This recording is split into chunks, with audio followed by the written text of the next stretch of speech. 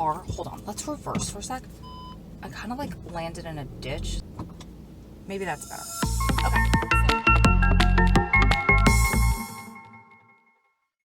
Hi, my loves. Welcome back to my channel. So today is going to be a really quick video. I am on my way home from visit. So I'm at a rest stop right now. It is about 7 o'clock. It's 6:53. My GPS currently says 9:09 for me to get home. So I want to hit the road again. But I wanted to stop in. I wanted to make this video, fill you in on something that happened at visit this weekend and kind of like vlog a little bit and then hit the road again. So for you guys that don't know me, my name is Ro. What is that loud ass noise? Is that my car? That's awful. Maybe it's the car next to me. I have no idea. I don't know what's going on here. But anyway, this video isn't going to be heavily edited because I want to get up kind of quickly. So I do apologize. Is that my car? Hold on. Let's reverse for a sec. I kind of like landed in a ditch. I had to come in while I was editing and just add that I am so extra. It was not a ditch. It was a pothole in a parking lot at a rest stop. Maybe that's better. Okay, my name is Ro. My husband is serving 213 years in federal prison due to mandatory minimum sentencing laws. And that is something that we're fighting really hard to overturn. And right now it seems like we're pretty darn close. So I've been to dozens, probably hundreds of prison visits at this point after all of this time being with Adam. And the way that they run visits where he is right now is we are supposed to be allowed to get there at 8 o'clock. They're supposed to start processing right away. Visit is supposed to start, well, on the website, the BOP website, which is the Federal Bureau of Prisons website, it says that visit runs from 8 until 3, 8 a.m. until 3 p.m. It never runs like that. So this cop that was processing visit yesterday started processing visitors through at 8:40. You still they have to take your paperwork, they have to process you into the computer, they have to run you through the metal detector. And what normally happens is they will call up visitors one at a time. From our cars, we park in the parking lot, and then you walk down one flight of stairs. There's a hill too, but kids will run down the hill, most adults don't. And then you walk into the facility. When you enter the facility, to the right, there is a room that's windowed. And we go in there, we fill out some paperwork, and then we wait. And when the cop is ready, there's a front desk where if you walked in the door and walked in straight, about probably 100 yards in front of you, it's probably not that far, probably 50 yards in front of you, maybe if that, there is the officer's desk with the computer, and that's how they process you. That's where the metal detector is. So they call you one at a time to go up and fill out your paperwork and then let you go through the metal detector. They call next and they'll let a whole bunch of groups through. And then once you hit a certain amount of people, maybe 15, then they'll take a group up because you're waiting in a small little processing area, and it just makes the day flow. So what they were doing yesterday was, for some odd reason, he started really late, 8:40, and then he would process one family through. So it's per inmate. So if, let's say, Adam's mom and I were there to visit Adam, we would both be in that group and process through at the same time. So he would process one family. They would have the second officer. There's always a second person there that walks people to and from the visit room. So they would walk up that family.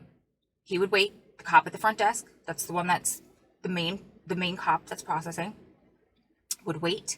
He would stop processing, wait for that other cop to come back. Then he would start processing all over again. So at points, there were 10 or 15 minutes between processing the next group.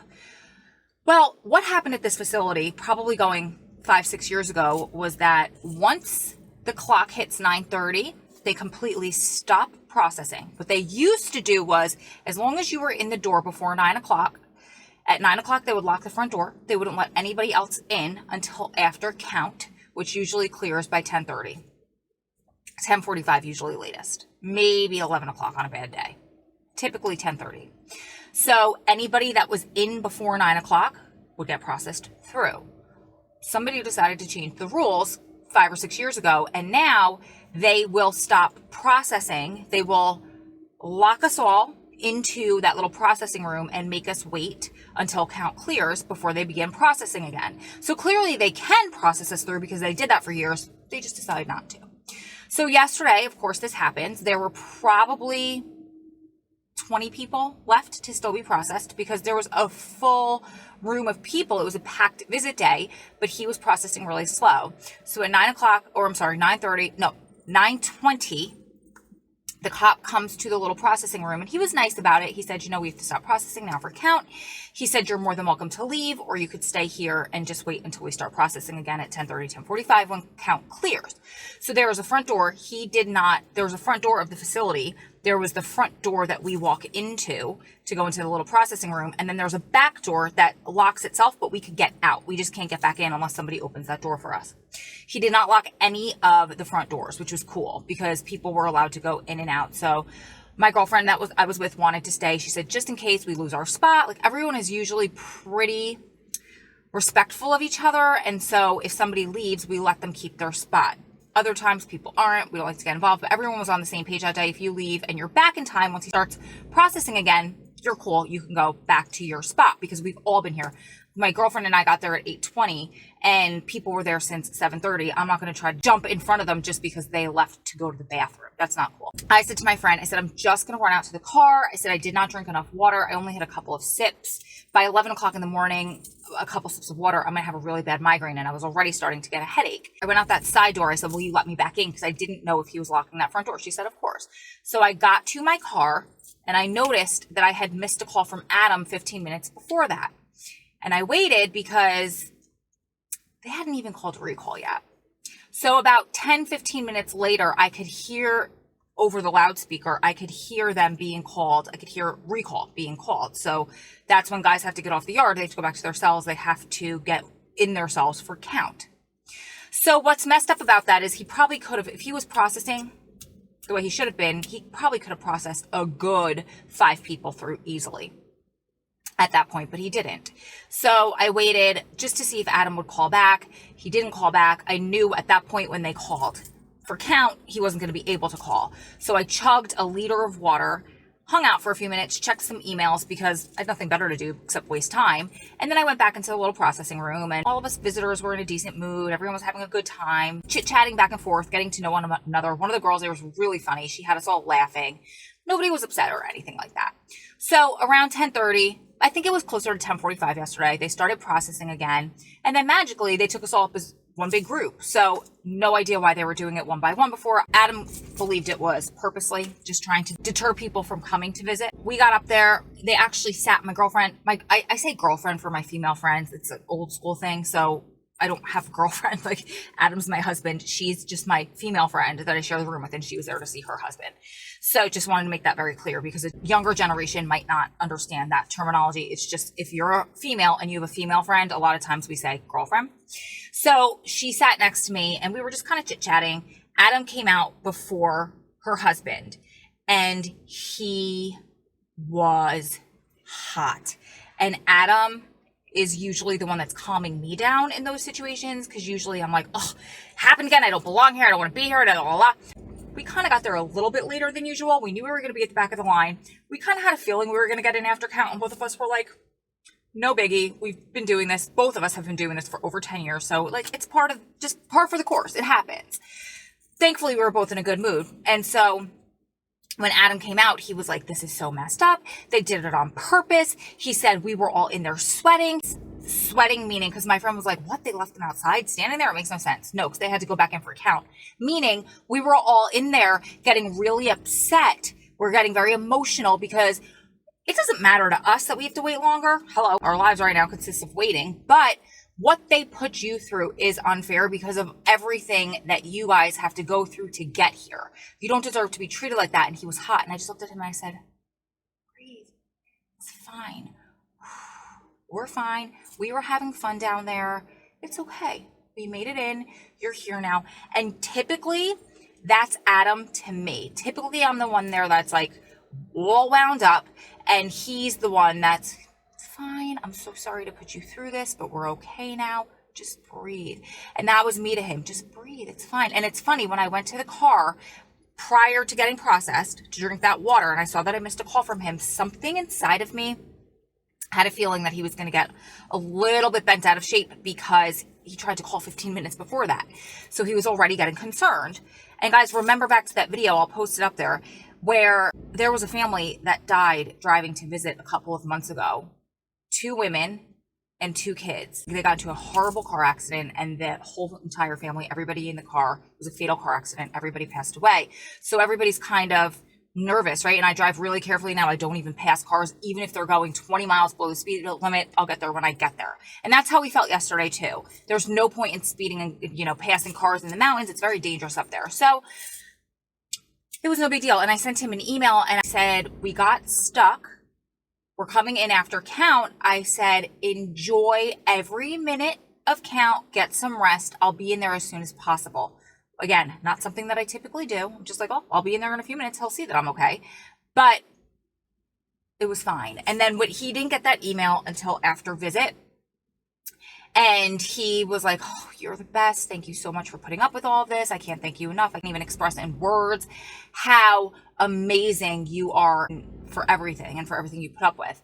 And what stuck out to me so much is, and I think you guys will really be able to relate to this, not only in a prison relationship, but any relationship, it seems just somewhere subconsciously, we know that when they're having an off day, we're just on, we're okay. When he was all riled up, just subconsciously, my energy knew to be calm, to calm his. Not even a relationship that's romantic, like a mother, a very anxious mother. If a child gets hurt, a lot of times people say, I don't know what took over me, but I was calm and I was able to get him help and I was able to stop the bleeding and I was able to get the ambulance there. And normally in a situation like that, I would freak out.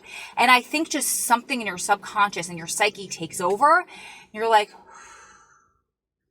got to do this. You just go into that mode. And I know it's very different from a hurt child to seeing your husband in prison, but it's that person that you genuinely love and care about. And you want to make sure they're okay. So I just wanted to kind of pass that along to you guys. I used to do that a lot more in my older videos before Strong Prison Wives and Families was a thing. And before I came in here and did coaching type of stuff, I would just tell you how my visits went. And that's how this was. We had a great remainder of the visit.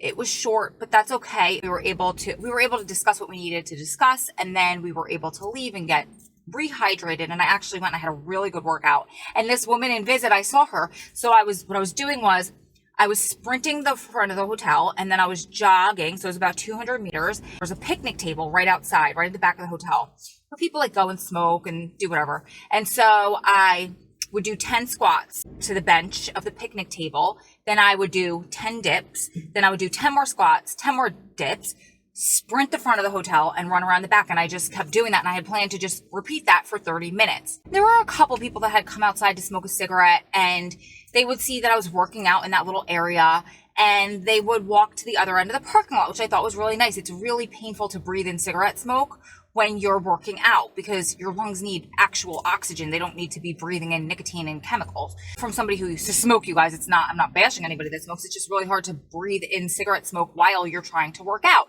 So this other woman comes out after 26 minutes or 24 minutes and she sits right next to me while I'm working out at the picnic table. And now she's blowing smoke in my face. And then it was very interesting because she said to me, and I know this was her subconscious because she looked very unhealthy. She was very overweight and she's sitting there smoking cigarettes. And she says to me kind of in this derogatory tone, even though she was trying to be nice, which was her subconscious, since that's the theme of this video. She says, well, you're working hard, huh? And I said, yeah. And when I work out, you guys, don't mess with me. Don't try to talk to me. I am the nicest person under the sun. I will carry on a conversation with a stranger like I am from the South. I'm from New Jersey. That's why I say that, because people could say that like we're real, like don't even look at me, don't talk to me.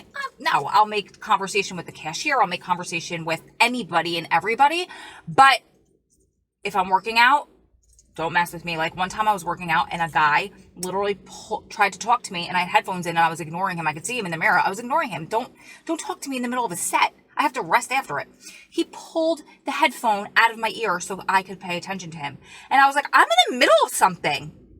Besides the point. So this lady says to me, she goes, I don't actually have no idea what she said to me because she was trying to have a conversation with me. I have headphones in and I'm working out. And I turned to her and I said, I'm almost done.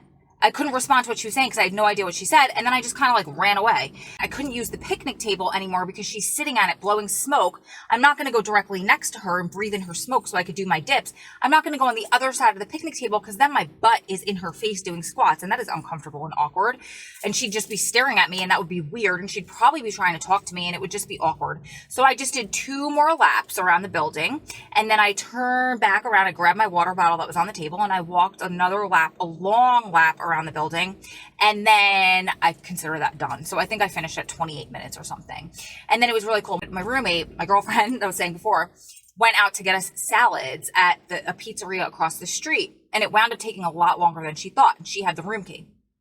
So I went in and I cleaned out my water bottle and I filled it with the ice machine. And then in the hotel, there's complimentary lemon water, coffee, actually chocolate chip cookies. They do a really nice job. It was the Comfort Inn.